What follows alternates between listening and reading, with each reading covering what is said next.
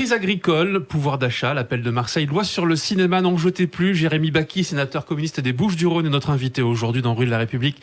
Bonjour Jérémy Bacchi. Bonjour. Bonjour également à Léo Purguette, mon camarade à mes côtés, Bonjour. président de la Marseillaise, directeur éditorial. On est ensemble pour une vingtaine de minutes.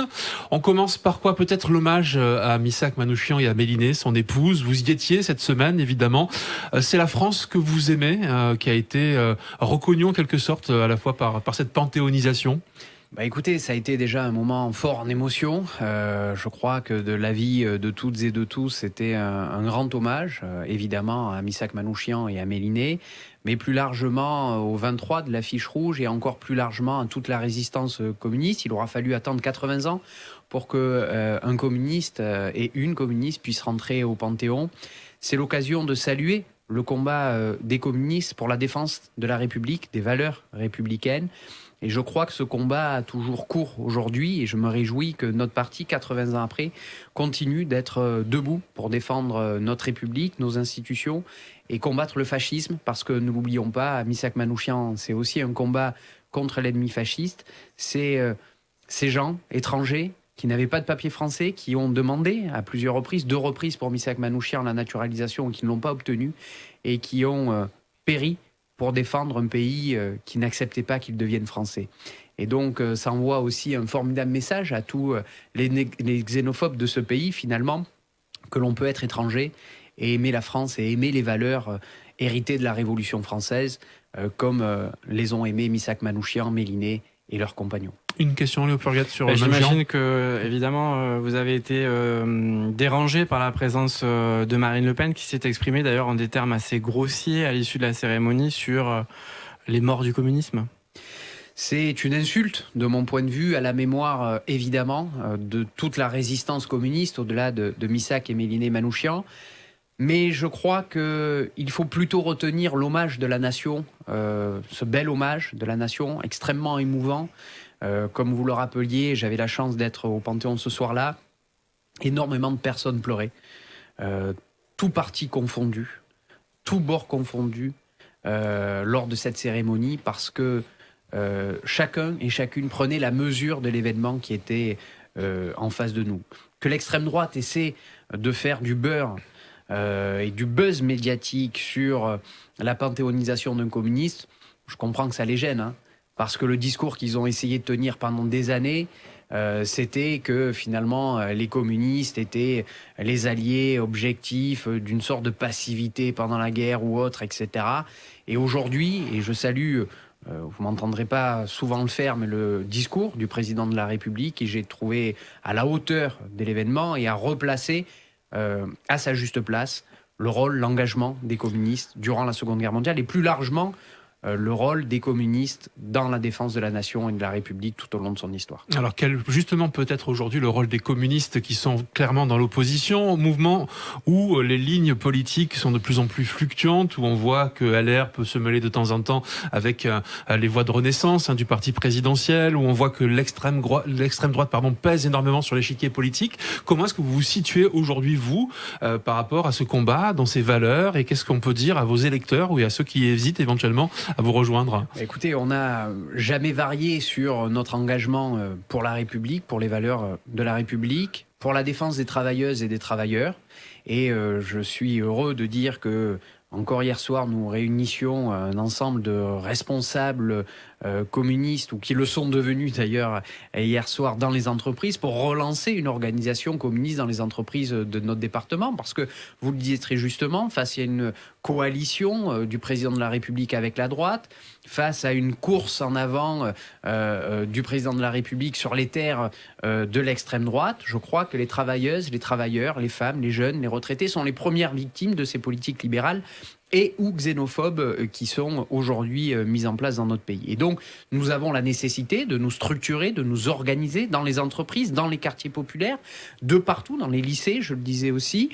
Et nous avons justement, depuis maintenant plusieurs mois, un afflux massif de nouveaux et de nouvelles adhérentes, souvent jeunes. Ça se traduit sur le terrain. Qui se traduit sur le terrain. Plus de 200 nouveaux adhérents dans les Bouches-du-Rhône l'année dernière. Nous sommes à près de 50 nouveaux adhérents en un mois dans notre département depuis le 1er janvier. C'est signe d'une dynamique importante et c'est aussi le signe d'une volonté de mobilisation des bucco-rhodaniens et des bucco-rhodaniennes face aux dangers de l'extrême droite, mais face aussi à la réalité dure de la vie chère et des politiques gouvernementales. Alors, vous êtes le sénateur d'un département qui est ouvrier, industriel, mais aussi qui est rural. Et on le sait, le monde agricole est en crise actuellement. Un certain nombre de réponses ont été apportées par le Premier ministre et le Président de la République. Qu'en pensez-vous ? Je crois que, en réalité, les réponses apportées par le gouvernement à la crise agricole tapent finalement un peu à côté de ce que nous disent les agriculteurs et les agricultrices. J'ai eu l'occasion de les rencontrer dans le nord du département, et vous le disiez très justement, nous avons aussi un territoire profondément agricole, on a souvent tendance à l'oublier. Je crois qu'il y a une problématique qui est à la fois une problématique d'estime et de ce que veut la nation pour les agriculteurs, de leur dire nous avons évidemment besoin de vous, mais ça ne suffit pas. Il y a la question de la dignité, et de la dignité, c'est aussi de pouvoir vivre de son travail. Je rencontrais des éleveurs qui me disaient se dégager un salaire de 800 € par mois pour 70 heures de travail hebdomadaire. Qui dans ce pays aujourd'hui serait capable de travailler 70 heures par semaine pour gagner même pas le SMIC ? C'est inattendable. Et ça pose une vraie question. Est-ce que la France a réellement envie de continuer à avoir des agricultrices, des agriculteurs, des éleveurs sur son territoire ?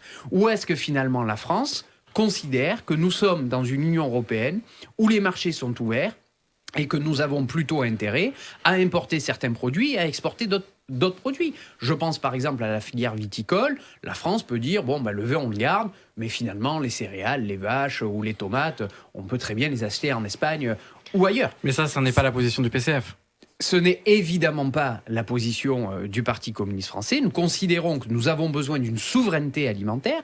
Et pour avoir une souveraineté alimentaire, il faut une juste rémunération des agricultrices et des agriculteurs pour qu'ils puissent vivre de leur travail. Comment on fait ? Parce que quelque part, c'est peut-être un peu antinomique avec le combat que vous menez pour le pouvoir d'achat. Et on ne peut pas dire aux Français, il faut que vous payiez plus cher un certain nombre de choses, ou le Made in France, qui à un moment donné séduit les gens. Comment est-ce qu'on arrive à résoudre cette équation ? Moi, je pense qu'elle est facilement dépassable, parce qu'en réalité, on a voté la loi Egalim 2 par la suite, qui est chargée d'avoir une analyse précise des marges de l'ensemble de la chaîne de distribution des produits alimentaires et agroalimentaires.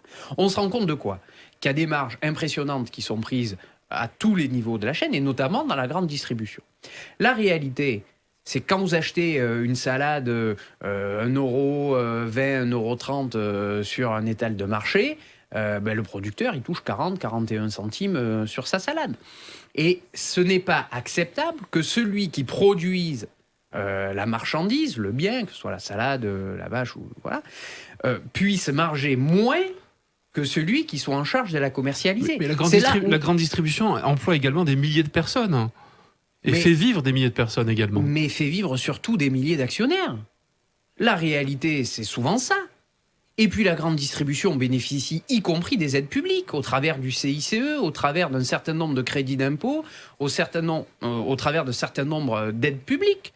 Et donc, il faut que le gouvernement français soit capable de taper du poing sur la table pour garantir une juste rémunération, justement, des agricultrices et des agriculteurs. On a la problématique des normes. Parce que ça revient souvent avec le débat, faut-il céder auprès des agriculteurs pour que nous ayons moins de normes et donc essayer de faire en sorte que leur production soit un peu plus rentable, ou à l'inverse, faut-il ne pas céder là-dessus au nom de la défense de l'environnement ?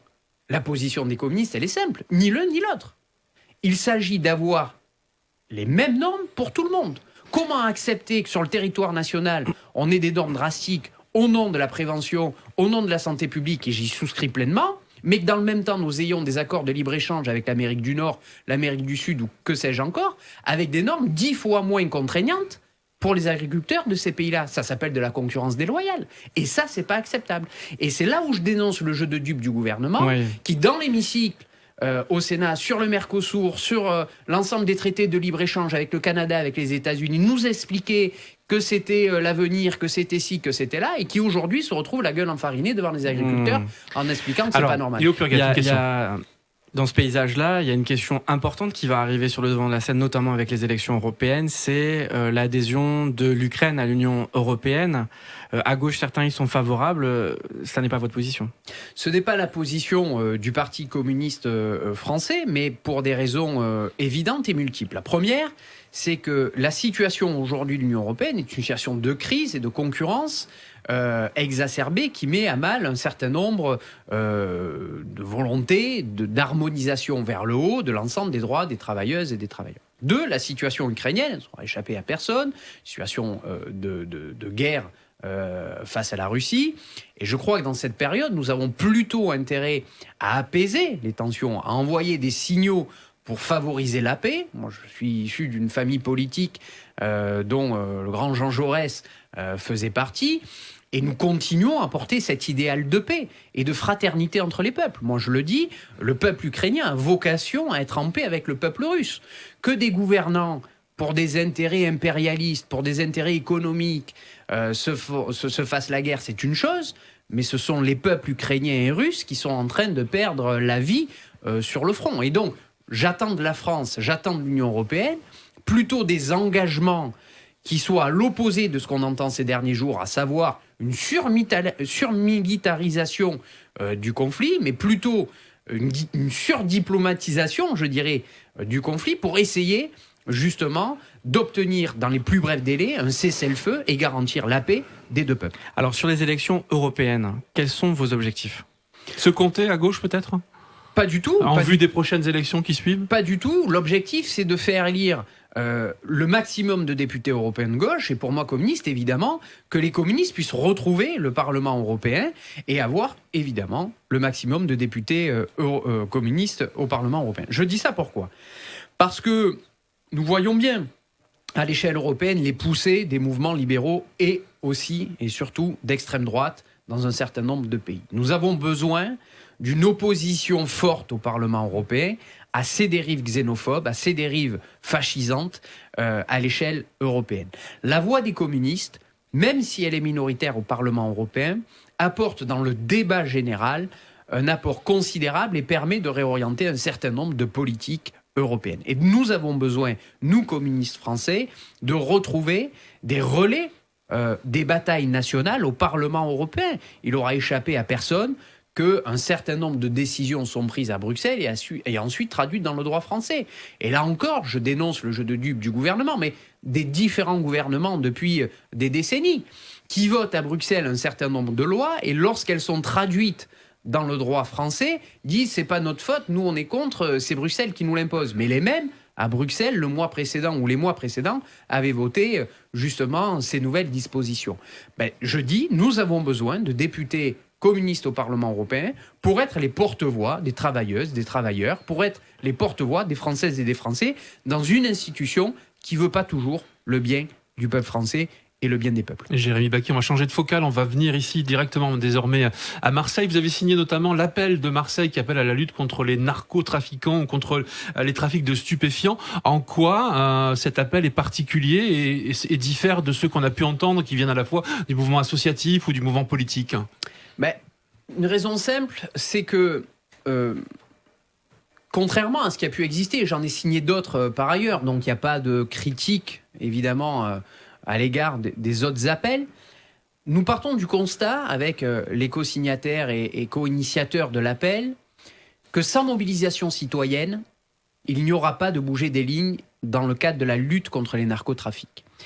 Et pour ces raisons-là, cet appel n'est pas simplement une tribune, mais c'est un appel dont on s'est saisi en tirant à plusieurs dizaines de milliers d'exemplaires des pétitions et dont chaque jour nous sommes dans les quartiers, pas toujours dans les quartiers populaires d'ailleurs, dans l'ensemble des villes du département, dans nos villages, pour aller à la rencontre de la population et pour solliciter la signature d'un maximum de personnes de cet appel pour créer une mobilisation populaire. Vous savez, je prends l'exemple de ce qui a pu exister dans les luttes contre les mafias en Italie. Les choses ont bougé dès lors que les populations, souvent d'ailleurs avec des élus ou des maires communistes à la tête de ces mobilisations-là, Avec les familles aussi. des mobilisations ont été très importantes et où la population elle-même descendait dans la rue en disant la mafia dehors. C'est ça que nous voulons créer, une sorte d'électrochoc qui permette justement de faire reculer les logiques mafieuses. Parce que lorsqu'on écoute les différents ministres de l'Intérieur, on a plutôt l'impression, dans leur communication, que chaque semaine, les choses vont vers le mieux. On a démantelé ici un point de deal là, etc. Mais lorsqu'on regarde les chiffres, depuis 2010, où 2010, le chiffre d'affaires du narcotrafic, 2 milliards d'euros en France. 10 ans plus tard, on était à 3,5 milliards d'euros. On passe à 600 000 consommateurs réguliers de cocaïne, 5 millions de consommateurs réguliers de cannabis en France. On voit bien que nous sommes en train d'être dépassés par un problème à la fois de santé publique, par un problème de tranquillité publique, et dans le même laps de temps, on se rend compte qu'il y a un abandon, notamment des services publics dans un certain nombre de quartiers, du délitement de l'emploi, qui crée des terreaux favorables à l'émergence de nouveaux trafics.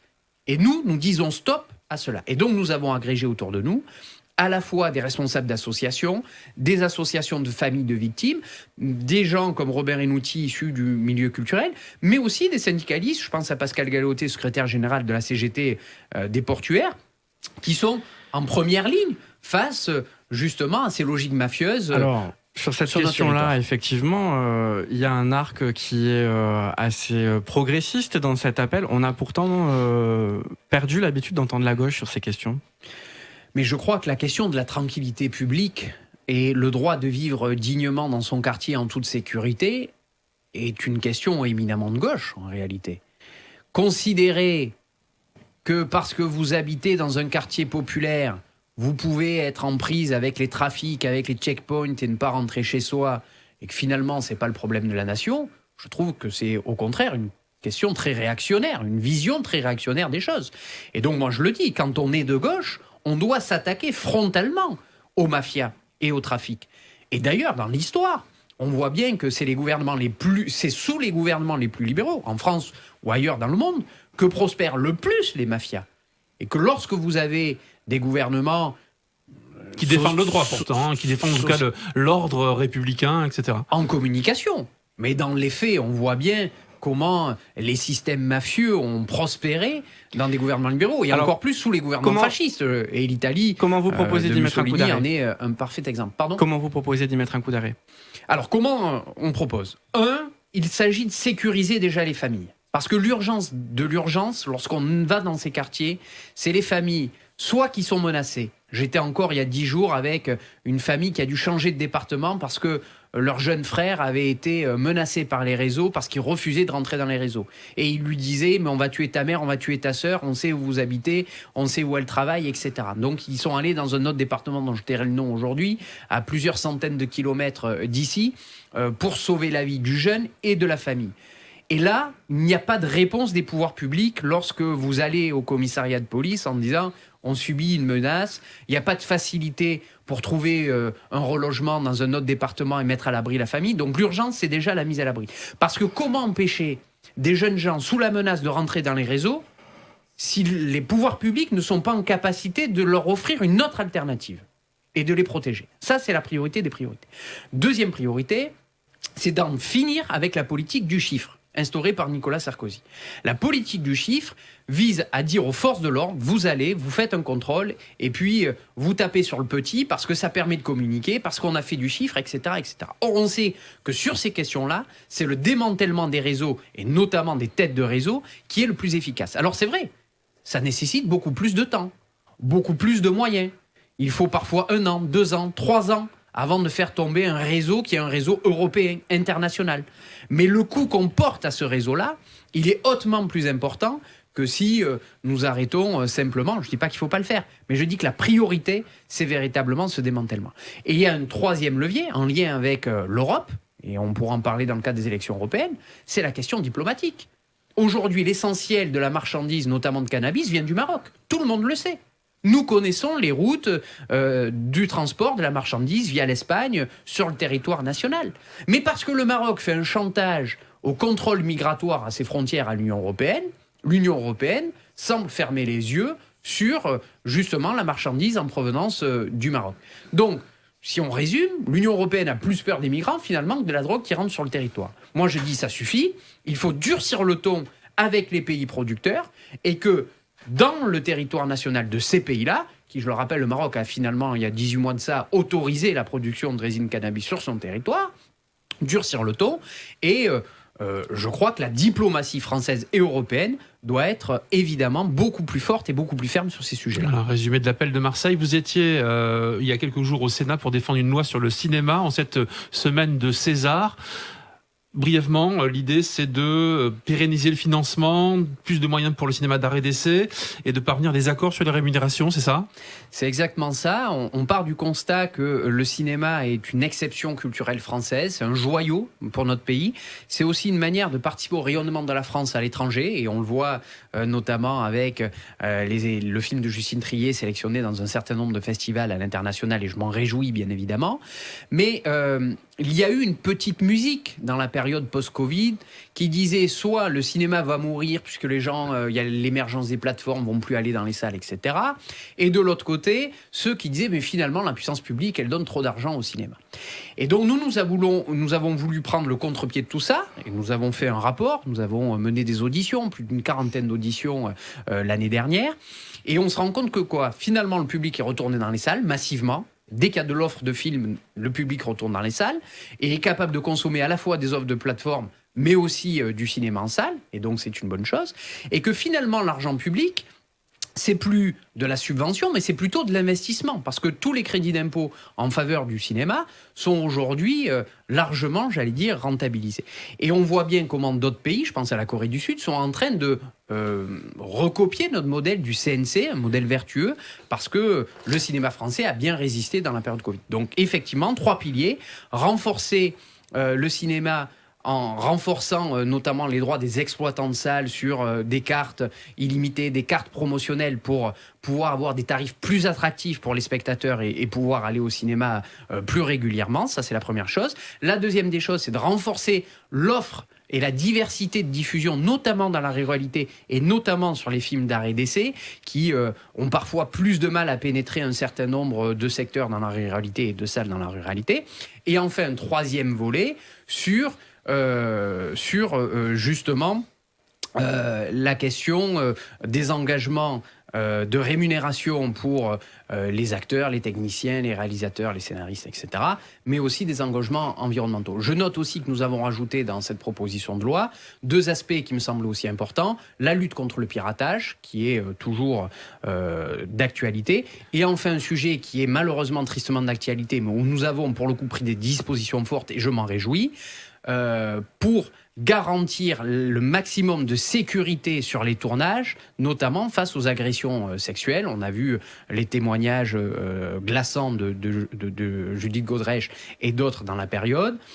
Sans quoi, les sociétés de production sur le tournage pourraient se voir condamnées à rembourser l'intégralité des aides publiques. Et on sait que quand elles peuvent monter jusqu'à 20% sur un tournage, ça peut vouloir dire aussi la mort de la société de production si la société de production, en amont, n'a pas mis en place tous les dispositifs de sécurisation sur le lieu de tournage.